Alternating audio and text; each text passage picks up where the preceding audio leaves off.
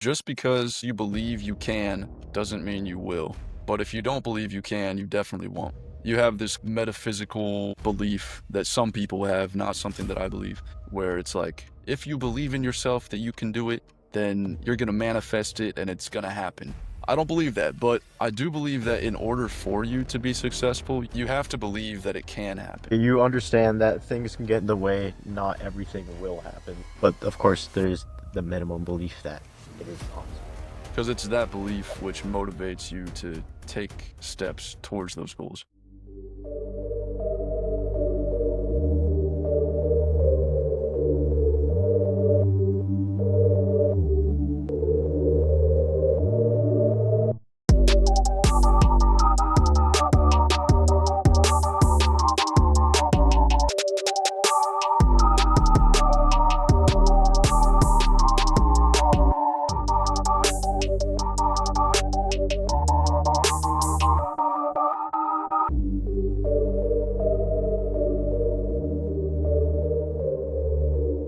Welcome to the Masculine Spirit Podcast, where we pursue truth and excellence as men under the leadership of Christ. I'm Robert Krause, and I'm joined by my co-host Noah Bills. Today, we will discuss how to remain consistent and disciplined even when progress is slow, and especially when progress is slow. We all have goals that we're working towards. I would assume if you don't have goals, then, maybe find some goals to work towards. You want to be aiming at something. If you don't stand for anything, if you don't stand for something, you'll fall for anything. That's the thing that people say. We all have goals in different areas of our lives, like fitness, finances, career, family, relationships. Just goes on and on. And the more that you work towards these goals, you kind of learn that progress tends to be quite slow. Any real progress that you make is usually hard fought and slow, and that makes it tough to be consistent and to keep showing up for those things. So that's what we're going to be getting into today. And it's kind of the crux of whether or not you'll reach a certain level of success in something is like, can you weather the storm of when it's slow, of when it's not easy, when you're not getting PRs in the gym all the time? Like, can you keep going and like still show up? Once you develop that skill, it can propel you into new levels in the things that you can achieve. Really, when you hit those walls is when you just have to kind of step back, maybe reevaluate what you're doing, see if there's any changes that need to be made. Typically, you kind of need to freshen up your approach to something as you go, because you might get burned out in one way, or you're not really getting challenged in a sense. And that's kind of where you see the most growth, I think, is when you have the challenge. So when you decide to make a change in your approach, to do something in a way that you haven't really done it before, but you know has results in itself, that's kind of what you really want to go for, especially when, your progress is coming to a halt. And you also want to expect setbacks, because if you go into something, if you're working towards a meaningful goal, there's going to be setbacks. And if you go into something with these expectations of smooth sailing, progress every single day, no issues coming up, no setbacks, first of all, you're going to be disappointed. And second of all, when the setbacks do come, you're not going to be ready for them when they come. So like anything you're working toward, if it's a meaningful goal, there will be setbacks. Expect them, prepare for them. And when you encounter a challenge in what you're doing, take it as a good thing, because once you figure out how to overcome that challenge, you'll be even better than you were before. You'll be to the next step of your goal. Sure. Yeah, I agree. The challenge is definitely like the important part in anything that you develop. If there is no challenge, then what are you developing? There's not really much meaningful there. I think if it's just kind of given for showing up, the real takeaways that you get are how you got past these challenges and these walls and hurdles. And, when you step out of it, you're, most of the time stronger than you were before and ready to go. And also progress is never linear. It's never ever gonna really be consistent in most cases. And sometimes it's not even like positive. You know what? You might do the best at something on one day, but then the next week you go back to it and you're not as good as you were last week. Like you will always kind of waver in your ability to do things, and that's okay as well. And that's just kind of part of it, part of the acceptance that sometimes you won't always be at that peak, but that shouldn't be a discouragement. That should just, be regarded as normal. Otherwise, you just kind of keep at the grindstone, keep sharpening yourself, keep honing what you have if you truly want to get past that point that you were before. Yeah, it's like when you meet these new challenges, just take it as a sign that you're moving in the right direction. If you weren't following the right path to achieve your goals, then you wouldn't meet any challenges. You would just be moving along. There wouldn't be anything standing in your way. But the mere fact that you're facing challenges kind of shows to you that you're moving in the right direction. So we have a little quote from our boy Aristotle, Greek philosopher extraordinaire. So Aristotle says, "We are what we repeatedly do. Therefore, excellent is not an act, but a habit." Yeah, I mean, habits are actions that we take on a regular basis, whether it's daily or weekly or monthly. Our habits kind of make up our lives. If you think about it, our lives are kind of cycles of behavior that we can either reinforce or diminish depending on what we decide to do.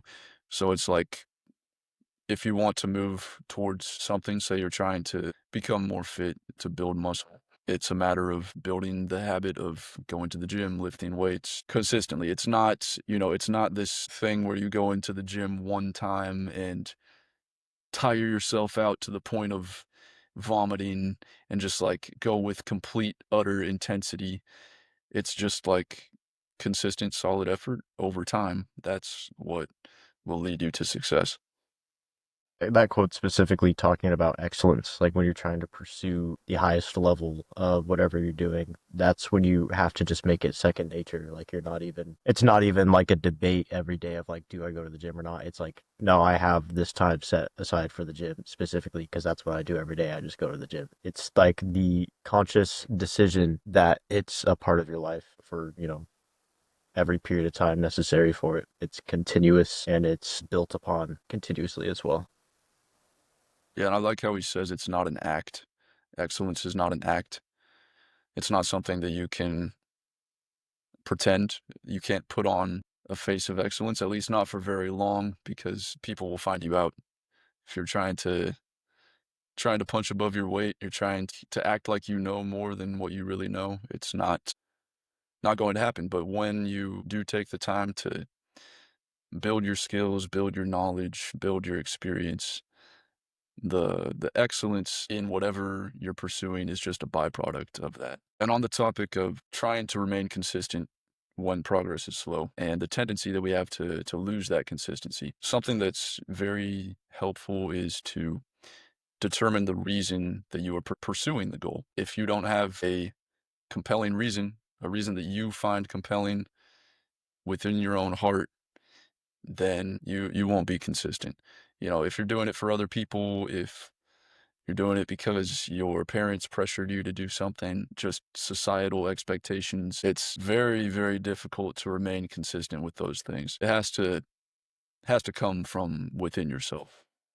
That's something that like I'm kind of like struggling with myself when it comes to pursuing a job in my field. There are like certain certifications and stuff I can go for, but I have very little motivation on my own end to go back into the realm of studying after getting out of school. I know it's like what is wanted, like these people and companies want me to have certain certifications outside of my degree, but that's more of like an outside pressure that it's difficult for me to obtain.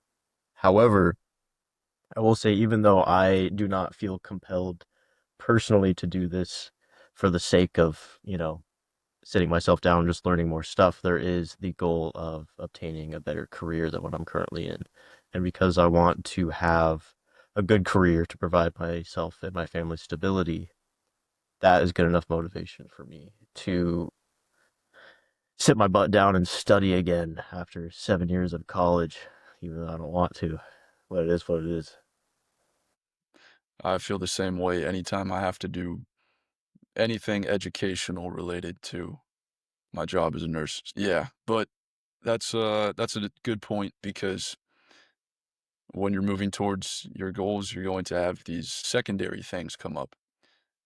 Like in your example, you want to get a solid career as an engineer that pays well, blah blah blah, everything that comes along with that. But along the way, you find out, oh, these companies want certain certifications. I'm gonna have to put an effort to that. It's like your goal when you started out was not to have to get these certifications that require a bunch of studying, but that's something that helps you achieve your goals. So like you have to weigh the like amount of energy that you're putting into each thing. Like if it took you years and years and years to get these certifications, then maybe it's not worth it. But if it's something that you can, hunker down and study for a couple months and like get it done, then yeah, it's worth it because you're gonna come out on the other side with exactly the outcome that you were looking for from the start. They want a piece of paper that says I have more knowledge than the person that doesn't have the piece of paper. Yeah, I mean, it can be a little silly when you view it from that sense, but it's like, how else are these people supposed to know what you know if they just met you 5 minutes ago? Yeah, yeah. I So mean, yeah, the silliness aside, it's proof that I put myself through more rigor to prove myself and to what's the term? To set myself apart from the rest of the competition, so to speak. I did this extracurricular thing that even more validates my intellect and my ability to work hard and deliver something. it's always good to differentiate between what the primary goal is and the secondary goal. You don't want to get distracted by the secondary goals. Like, say you're studying for these certifications and you end up putting way more time into getting the certifications than even applying for jobs or like your resume. That's an imbalance because your main focus should be on applying to jobs and your resume and stuff like that. So yeah, you have to keep it balanced with what your goals actually are. I agree. It's This is definitely a secondary goal towards the main goal, and you have to be working towards kind of both at the same time. It's not a complete deviation from the path. It's something that you choose to be additional because, to help you out, but it is additional. So it's on top of whatever else you're doing. And yeah, getting back to the idea of goals that are not in alignment with your own self, your own desires, your own skill set, perhaps, just discard them. Just throw them in the trash. Don't work towards them anymore. If your parents are trying to pressure you into becoming a doctor, but you have no interest in the medical field, don't do it. Stop. Don't apply to medical school, please. Sure, there'd have to be something else there for sure. It can't be just that. Maybe if for some reason your parents are only willing to pay for your college for that, if that's good enough for you, if you feel like you could at least stick it out and get something that like is usable and will work for you, sure. But if there's really no reason, you can make other goals that are more appealing to you. Should definitely go for that instead. Well, I believe that most people have some kind of passion that they could turn into a career. I'm not saying that anyone who wants to be a musician should like go out and try to be a career musician or artist, that's the classic example. But like, Fingers crossed it works out for you though. well, yeah, yeah. You know, if that's your It's a path, harsh game out there. that's your path. But if we're coming at it from a perspective of a common career path, it's like you want to choose something that you can identify with, something that you can really see yourself doing with your personality and your given skill set. Yeah, whatever seems compelling to you and seems like it will make a positive impact in the world. If you have those two things, I'd say run with it. So we have a quote from the German philosopher Friedrich Nietzsche. This man is very wise, and he has a quote that I think we can apply today. He says, "He who has a why to live for can bear almost any how." Yeah, almost anyhow. That's rough. Anyhow, like Almost. you're saying I'm being tortured and I can bear that just as long as I have a reason. Like how far does this go? Yeah, so that gets back to the point of the purpose that you're doing this for. What is the purpose? Are you motivated by a desire to decrease the suffering in the world? Are you motivated by a desire to provide a service to people that is helpful to them, or just to create something that people enjoy?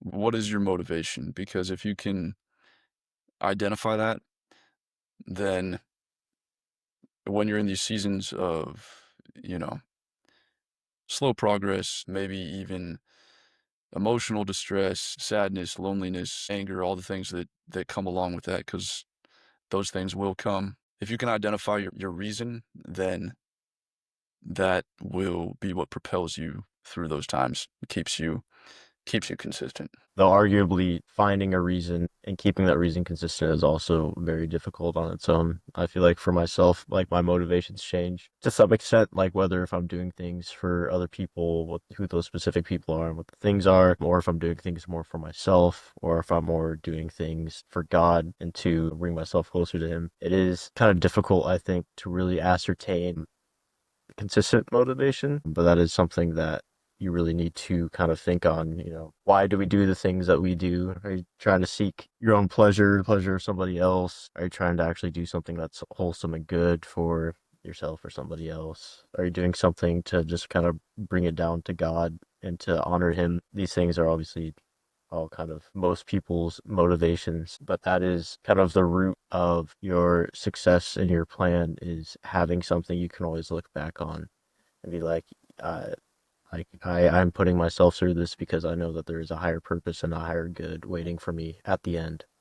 Sure. And I know that we use gym examples a lot in this podcast. We tend to kind of fall back to that, but there's a reason for that. And the reason is that physical fitness can be an allegory for so many other things in life, like very easily. So the allegory that I'm seeing here is just like, imagine you're at the end of a super hard workout. You're on the last set of the last exercise. You're trying to go to failure, pumping out the last couple reps. You have this little voice that comes in your head. Come on, you don't have to get that last rep. You can, like, you've already finished the entire workout. Come on, just go home. But then it's like you got the little angel on your shoulder that comes up, and the angel's like, "You remember why you're doing this, right? Do it. You want 35-inch biceps, don't you? Come on." That image of the devil and the angel on the shoulders can be pretty accurate sometimes, because you really can fluctuate between these like thoughts that will diminish what you're doing, try to take you away from what you're pursuing, and then you can instantly change over to this thought that's like, "Oh, come on, you're being a wimp right now. Like, keep going. You can do this." Sure. It's really easy to like settle back into self-serving habits. To some extent, self-serving is good. You need to care for yourself, but you also need to keep yourself properly aligned with what your goals are and the methods of obtaining those goals. I wonder if we can make any allegories that aren't gym related from here on out. It's impossible. You're telling me there are allegories that aren't about the gym? Yeah, but we'll figure it out. For the rest of this episode, no more gym allegories. We'll have to think All of right. something else. All right. I like that. So, something that I find to be very helpful when working towards your goals is to create systems of behavior that move you towards those goals. So, this would be things like, oh, you want your finances to be better? Well, let's create a budget. It's a plan of where every dollar is going to go, what's being saved, what's being spent, what's being invested, on and on. A business plan, you have to decide, are you going to hire people to do certain things? What are the deadlines that you're trying to meet?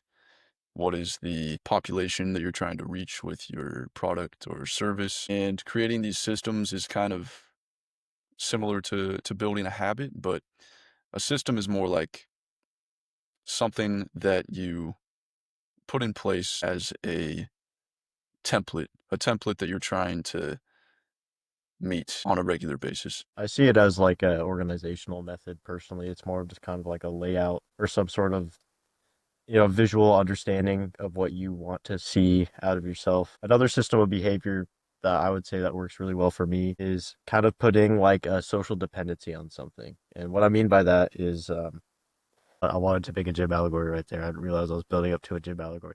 Let's say that you and your friend are really into cooking, right? And there's like this new recipe that you guys want to like make.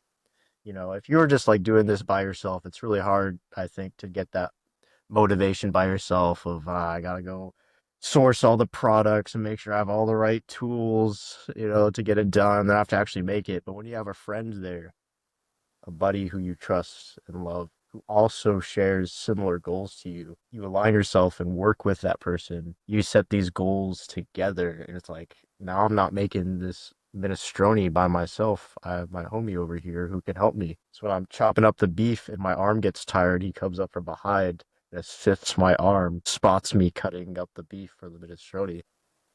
That's an experience we've all had. Yeah, I think so. It's a very relatable one. But I think social accountability is a really big thing as a system to help you kind of keep that ball rolling. Even in other instances, like I'm a very socially motivated person. That's why I feel like I do really well in a classroom setting because then I'm face to face with my instructor. I'm getting advice and learning from them. I can ask questions directly. I can see that they have high hopes for me and I have like expectations of me. And because I've developed some sort of rapport and relationship with my instructor, like I have motivation to perform not only for myself and for the sake of my learning, but to prove to this person that I am capable of what they see in me. And that really helps motivate me to perform well in a classroom setting. In other work settings, it's something similar. Anytime I've had, managers, I try to always meet or exceed any expectations that they have for me, just because I want to show myself to be dependable. And because I've also just, this kind of depends on who's the authority in this situation. Obviously, there are some people that we don't want to work well for because, maybe they're not great people and they put us down and they're just kind of like using us and manipulating us. But in a lot of instances that I've had people who take on the role of like a mentor. And then that's where there's a lot of accountability and expectation that, kind of motivates you to fulfill certain roles and to develop certain skills. And I think that is really invaluable. And it's like, yeah, there's this element of accountability that you have with these people, and that can be super powerful because really on our own, We are social creatures.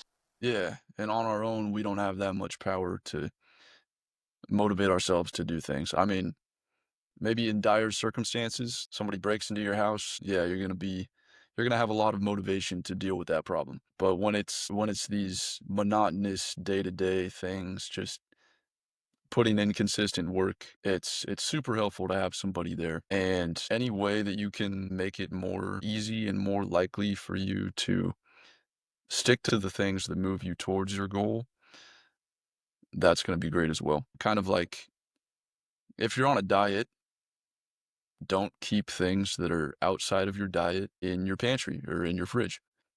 There are things you can do to set yourself up for success or to set yourself up for failure. I think it also kind of highlights the importance of surrounding yourself with people who have similar goals as you, because then it helps you, have those people in the first place. Because for some of the goals that I have for myself, I don't necessarily have a person to help keep me accountable and motivated. That has to be more kind of interior, which is okay. You don't necessarily need that for everything, but I think it does really help. And if you can find people who have those sorts of values and alignments as you, that it really helps keep the motivation if you, put yourself in a place to work with them and alongside them. Seeing them develop and grow, I think also is a motivator in itself. In the end, if this goal that you're working towards, whatever it happens to be, if this is something that you want to be doing on a long-term basis and perhaps indefinitely, you want to get to a point where you don't need the accountability of other people. Accountability is like a great tool to get you started and to keep you consistent at the beginning. You want to try to grow out of that at some point. If you've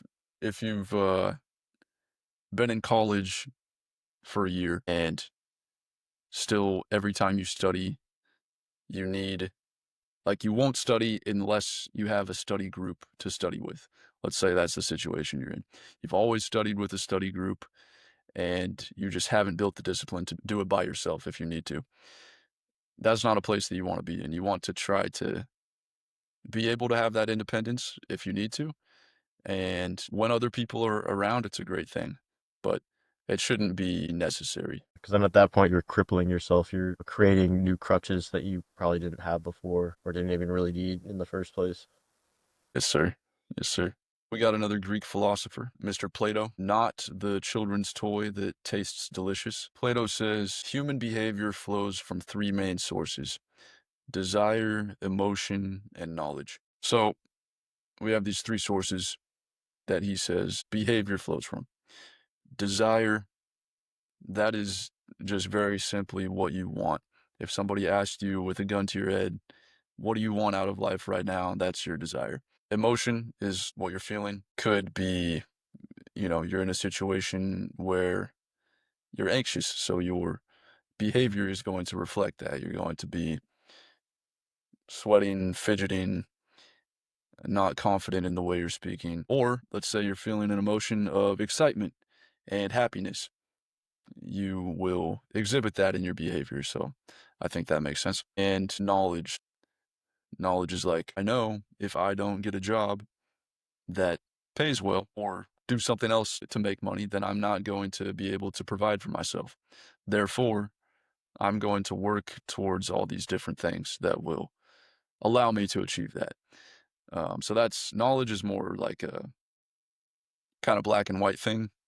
I think the other two, desire and emotion, can affect you in different ways at different times, but knowledge is just kind of there. For sure. And I would also say, discussing these three main sources when it comes to human behavior is all of these things are kind of fluid. Desires change, emotions obviously change, your knowledge will always change. Hopefully you're gaining more knowledge to some extent. So in that sense, you can't expect human behavior to always be the same. You can't expect yourself to always have these motivations all the time. Um, that's another kind of thing that you just kind of need to accept and understand. And I think it's okay to like not necessarily go like hardcore crazy towards your goals 24/7. There is an aspect of that that could be unhealthy if you're just wearing yourself out too much physically, mentally, emotionally. You need to give yourself allowances and you need to understand that things will change. Maybe you have a goal that was really good and really honorable, but then life situations change. You're just not really able to go after it anymore. That is something you're going to have to reflect on and look at your current state and see, what is the best course of action instead.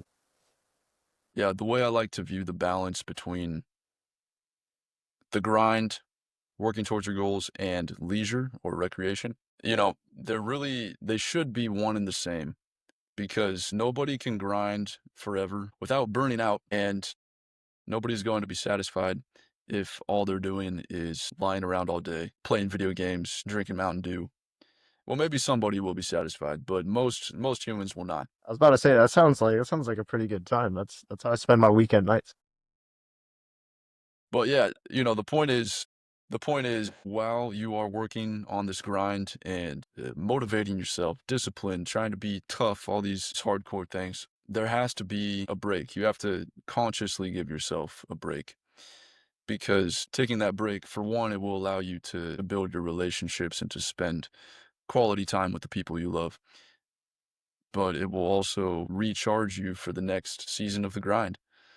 Like I'm about to go on a vacation, and I'm not gonna have any shame about it. I'm not gonna be on my vacation thinking, "Oh man, I should really be doing more work right now. Like, why am I here?" Yep. While I'm on this vacation, I'm not gonna be concerned about thinking that I should have done more, or thinking that I don't deserve this vacation or something, because I've been putting in the work. I've been doing what I need to do while I am here working, and so I can enjoy the vacation. But it's like, during the times that you're working, you want to be working so hard that when you finally take a break, you can just relax and enjoy it. And when you're taking a break, you want to be so relaxed that when you go back to work, you are just so hyped up to get into it, to attack your goals as vigorously as you can. The periods of work tend to be longer than the periods of play per se, and that's natural, because there's a lot of work to be done in the world, and you have to provide for yourself and provide for the people around you.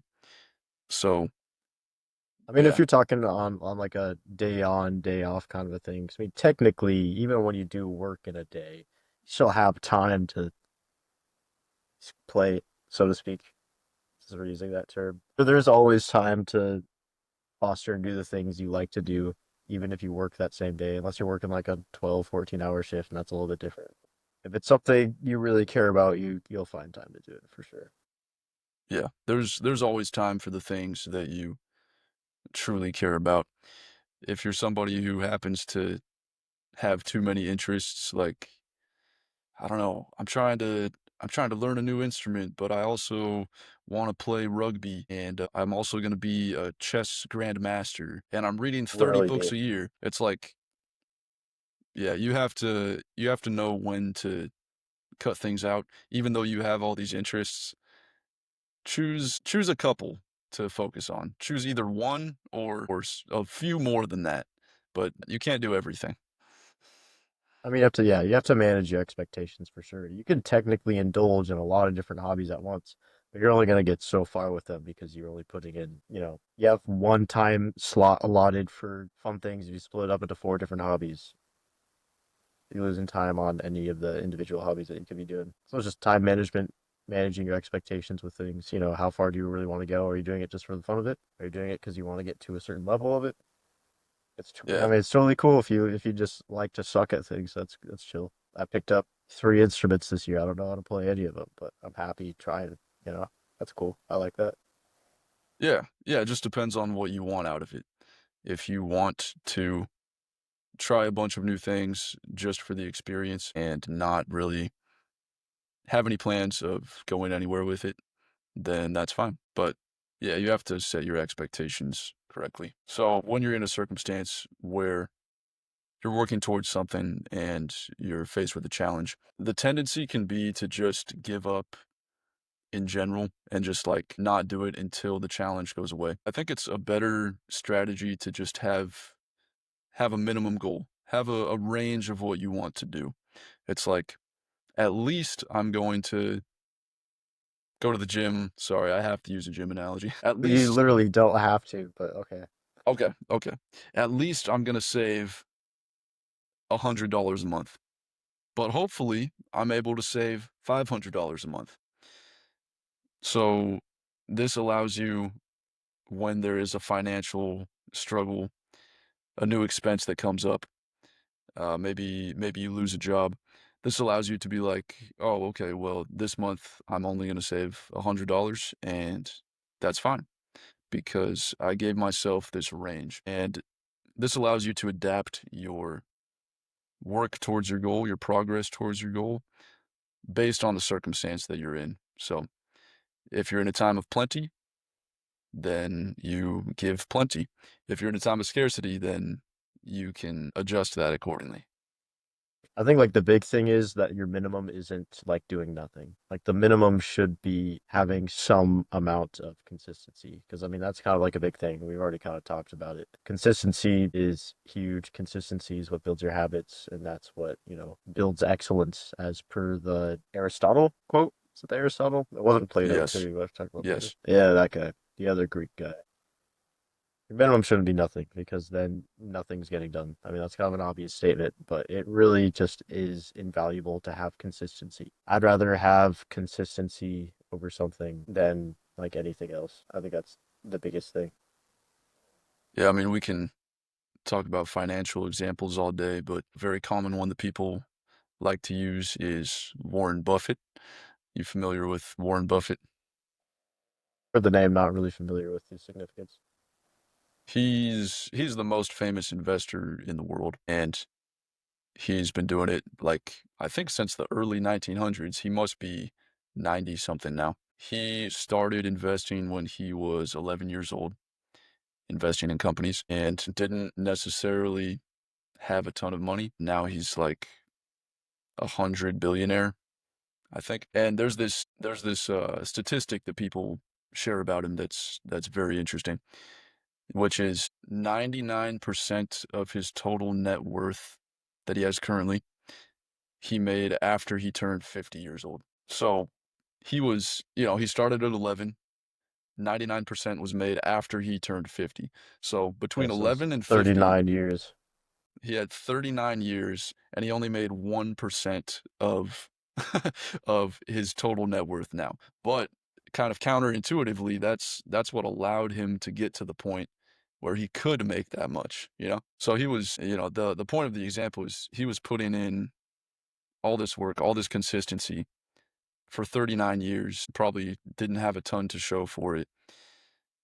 But he hit this point where the compounding, his knowledge of businesses, the experience that he learned, everything just compounded so much that it multiplied what he had 100 times or even more than 100 times. And that happens in many, many different areas of life. It's like with this podcast, for example, It's a universal thing. we're, you know, we're getting some views right now, but not a ton, and that's fine. It is what it is because I know that the people who are listening to it are really enjoying it. I've had multiple people tell me that, like, good comments coming in. So we thank you guys, all of you who are listening, guys and girls. Thank you, listeners and androgynous. But yeah, the point is like we both could easily give up right now and be like, oh man, I thought I was gonna get 2,000 views on the first video, man. What's going on? Yeah, you know how easily I could give up right now? I could just end this. I could leave right now if I wanted. You wouldn't even have substance for the rest of this episode. It's easy. Click of a button. Click of a button. But I'm not. I'm not. That's what makes you so valuable. Because I can't click a button. I appreciate the loyalty. So yeah, kind of on the same point, we have a quote from Robert Kiyosaki, who is an American businessman. He's written a lot of books. He's written Rich Dad, Poor Dad, which I'm sure a lot of you have heard I of. was about to say, Yes. I've heard of that. Even I've heard of that. So our boy Robert Kiyosaki says, returns are minimal in spite of massive effort at the start. Yet returns can be massive with minimal effort over time. So yeah, this is just exactly what the Warren Buffett example is communicating. And I think the message for each of us is pretty simple. It's like, don't stop. If you truly care about what you're pursuing, don't stop. Keep doing it and you will be successful. He does mention this quote specifically. Returns can be massive with minimal effort over time. I would argue that doesn't mean that you should only put in minimal effort. Obviously, if you want to get the most returns, you need to put in really good effort. But it does kind of just accentuate the fact that it is about consistency. Like even if you do like a minimum that is not nothing, like you can get a return on it that is, beneficial and good. It's consistency over intensity because, like we were saying, intensity burns you out. Consistency is something that you can do on a regular basis. It's not going to take a huge amount of energy out of you, even though it might feel like it at sometimes. Yeah. Yeah, very interesting. Very interesting to think about how simply repeating certain actions over time can compound so much. It's just like, do you have any tricks that you have for like when you are working on something and not really seeing progress? How do you keep yourself doing it day in and day out, even though you're not seeing the results that you want? Faith. Faith is necessary. Strong belief. Or you've seen somebody else do it and you saw it work out for them. That's more of a logistical approach. You've seen something tested and proven on somebody else, so you ascertain that it can work for you as well. Definitely. Yeah, it's very helpful to look at people that have been successful in the fields that you want to be successful in and use their guidance as a way to motivate you. There's a quote that, I I think I thought of it, but I feel like somebody else has said it before. I don't know who has said it. Uh, but anyways, You're it's you're gonna own this quote. This is yours now. so just because you believe you can doesn't mean you will. But if you don't believe you can, you definitely won't. You get what I'm saying? So it's like Yeah, yeah, for sure. you have this kind of like metaphysical belief that some people have, not something that I believe, where it's like, if you believe in yourself that you can do it, then you're going to manifest it and it's going to happen. I don't believe that. You don't believe in manifesting, dude? I don't believe that, but I do believe that in order for you to be successful, you do have to believe that it's true. It doesn't mean that it's going to happen, but you have to believe that it can happen. For sure. You understand that things can get in the way, not everything will happen. But of course, there's the minimum belief that it is possible. Because it's that belief which motivates you to take steps towards those goals. And if you don't have that belief, if you just think, I'm a failure, I can't do anything, I'll never amount to anything, it's like, yeah, you're probably right. You're probably right. You're not going to amount to anything if you keep believing what you're telling yourself. You have to shift that mindset first. I completely agree. I used to be one of those people that told myself I couldn't do things, and now I'm doing those things. Exactly. And I'm sure you would say that your mindset was what changed first before you started moving towards the goals. 100%. Yeah, yeah, for the most part. I think part of it was just kind of starting up and kind of seeing some degree of progress in the beginning. I think that made it more believable, but there was a degree of a mindset change before going into it. I think once you first get into something and you do see like those kind of quicker results, it does kind of help solidify the idea. That's true. That's true. Yeah, it's like you do the work and you see the results. That grows your faith. Then your faith feeds back into the work that you do, which grows your faith even more. So it like kind of goes back and forth. So the goal that you're gonna have, the standard that you want to have is in hard times, when progress is slow, meet the minimum goal. But in easy times, exceed the minimum goal. And you want to allow yourself to be flexible, but not too flexible because you have to have a standard. And sure, if an emergency happens, if something comes up that's out of your control, maybe you can't meet that standard. But you should do everything in your power to meet the minimum. Save the $100. Go to the gym at least once per week. Oh, no more gym allegories. Message, no, no, no, I'm getting away with this one. Message one person about your business per week. I don't know. Whatever your goal happens to be, like, just build those consistent steps. Cook with your homie at least once a month. Spot his onion chops for 2 sets. Once a month is not enough. You're not going to be able to progressively overload on only cooking once a month. All right, we have another quote today. Perfection is not attainable, but if we chase perfection, we can catch excellence. This is from famous American football coach Vince Lombardi. I like the little subtle references to football that he throws in this quote. Chase perfection, catch excellence. It's like chasing in football, catching the ball. Anyways, yeah, perfection is not possible. Perfection does not exist for humanity. Jesus was perfect, God is perfect, but we cannot be perfect. If we seek perfection, we can be excellent. I'd really like that quote. Sure. I think there is kind of like a caveat to it. I don't think you should expect perfection. I do agree that if you try to seek it out, that you will have excellence, but it's not something that should be like genuinely sought out. Like you shouldn't actually try to achieve something that's not really realistically possible. This is still kind of a good saying to go by. I think it reminds me of the shoot for the moon, even if you miss, you land amongst the stars. It's the idea that if you set these kind of high standards for yourself and you do genuinely put in a lot of work to reach a certain point, even if you don't get quite to that point, you're still, maybe leagues above other people because you set yourself so high that you achieved so many other things on the path to that certain point. Exactly. Exactly. Don't be disappointed when all you get is excellence. If you can achieve excellence, that is a beautiful thing. That is what most people are shooting for and something that a lot of people don't get to. Um, so yeah, perfection should be what you're aiming at. It's like you're in a ship and you're looking out your telescope in the middle of the ocean and you're trying to get to this little lighthouse.